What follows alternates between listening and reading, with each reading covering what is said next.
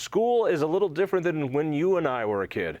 It's harder to ditch these days. There's something called blended learning. I'm not too sure exactly what it means, but we're going to find out from the Colorado Department of Education. Amy Anderson, thank you for being with us. Thank you. And from the Independence Institute, our very own Ben DeGrow. Thanks. Good to be with you. All right. Now, let me draw an analogy and tell me how right or wrong I am.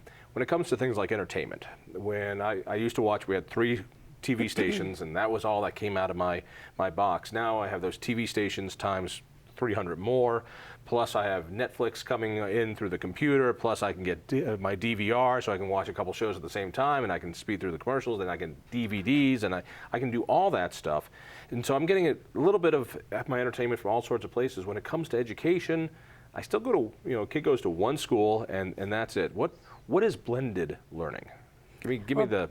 Blended learning is about creating a customized learning experience for every student that allows them to have the kind of opportunities along the lines of what you're talking about. And so a student might not go to a physical school down the road for all of their day. They might spend part of their day in a school type environment, part of their day in online or blended learning classes, and part of their day doing internships or community kinds of work that they get credit for. So it's about what are the passions and individual needs of students, how do we understand that well, and then how do we create the learning experience that's going to be best. God, that sounds so fluffy and liberal. Let's bring it over here.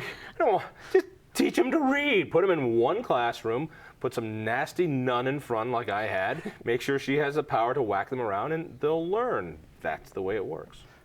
But blended learning it's a great way to enhance our ability to do that sort of thing as far as getting students up to speed in literacy.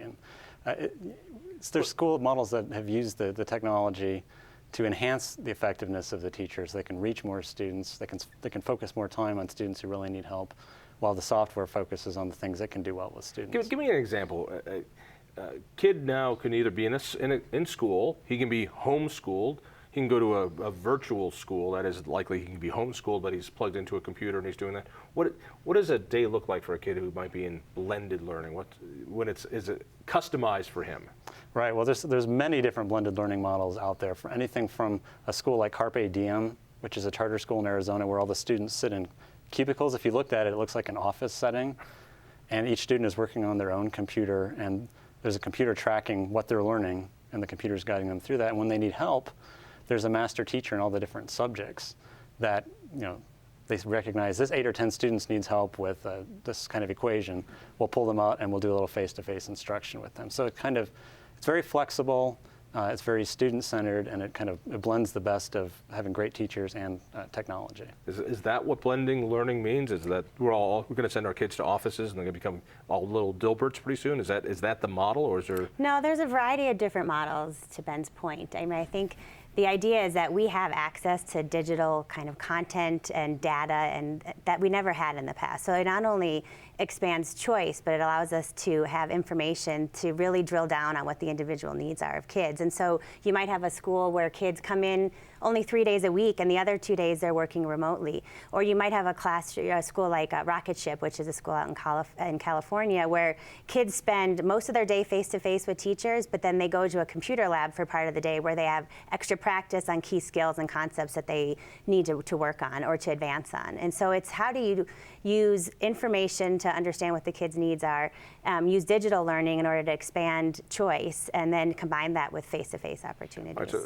the idea is not that it's all face-to-face time, or it's all you're there at home with your computer, or that it's all cubicleville, but the idea is that you take what works for a kid and you develop something that has maybe some class time, maybe some computer time, maybe some on-the-job time, or internship time, or any of that.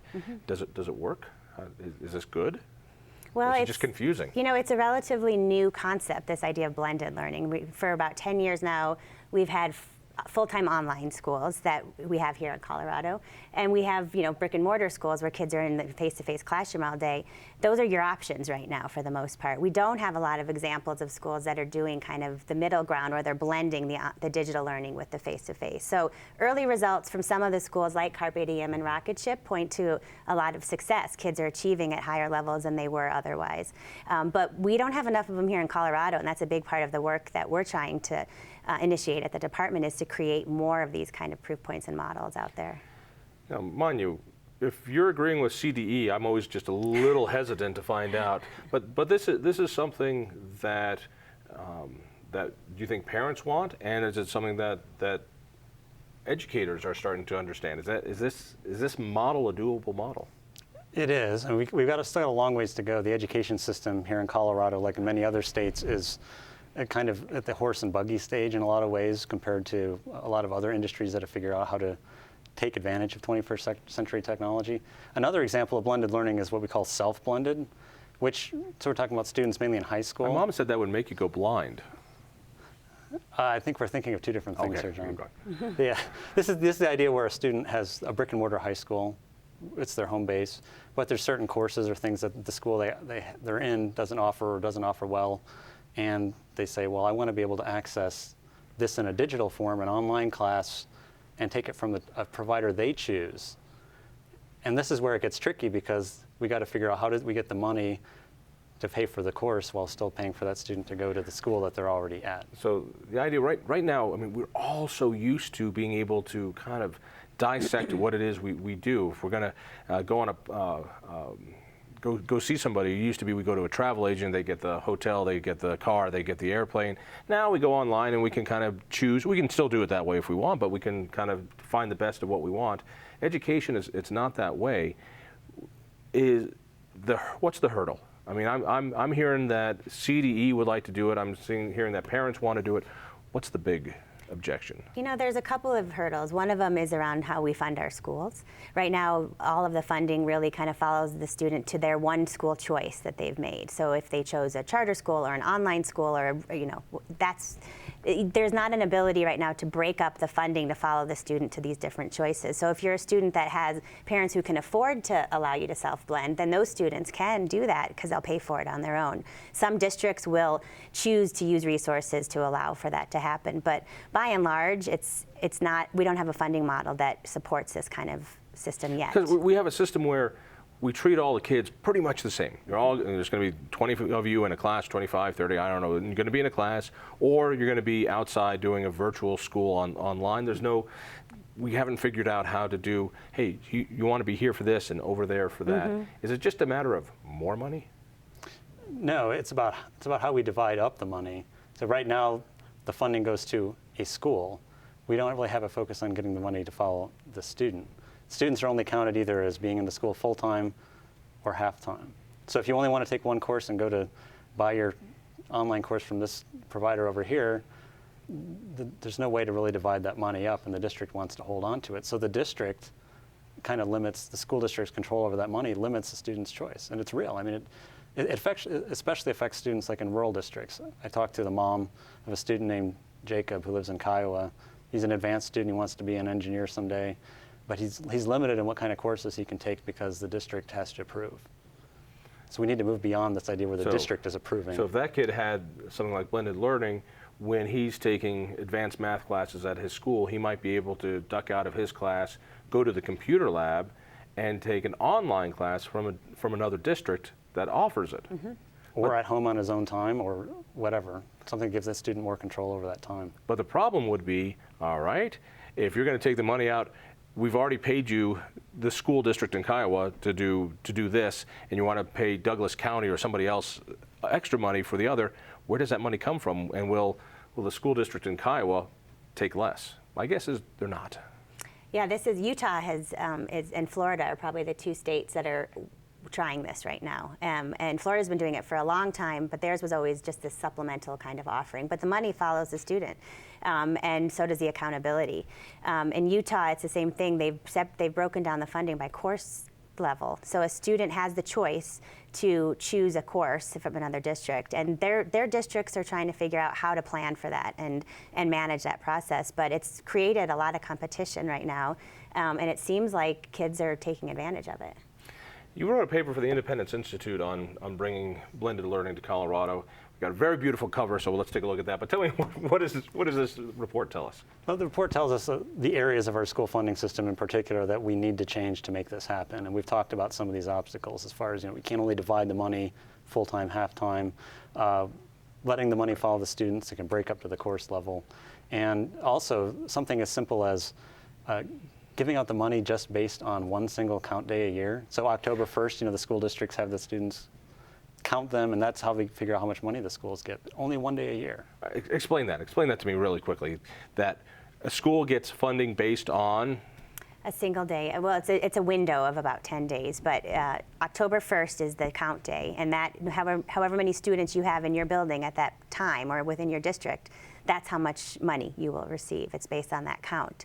And that's it. So if a student then leaves a district and goes to another district, in January, the money doesn't follow the student. So the money remains back in the district or school they were in October. I don't want to cause problems here, but in order to solve this problem, you're going to have to drill down right to the basis of school funding and change the premise that wherever the kid goes, the money goes there and it gets part with the school, and instead try to change it so it gets part with the kid and follows him, and he can break it up into different pieces.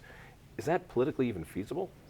Well, yeah, it's a giant paradigm shift, and there are certain interest groups in Colorado who are very protective of school districts' control, like the School Boards Association and groups like that. So yeah, overcoming it will be a challenge, but really, if we really want to engage students and get the most out of them and show them that they can take control of their learning and get the best use of our tax dollars in education, it's really the way we do have to go. Talk to me a little bit about CDE. I mean, this is something that I would think would have a lot of opposition because it's new and it's dynamic and it hasn't been tried yet in Colorado on any large scale. Is there momentum, and what is CDE doing about it? There is. The division that I run is called Innovation and Choice, and the commissioner, when he came on board about a year ago, created this division because he really wanted to see the department move in some innovative directions.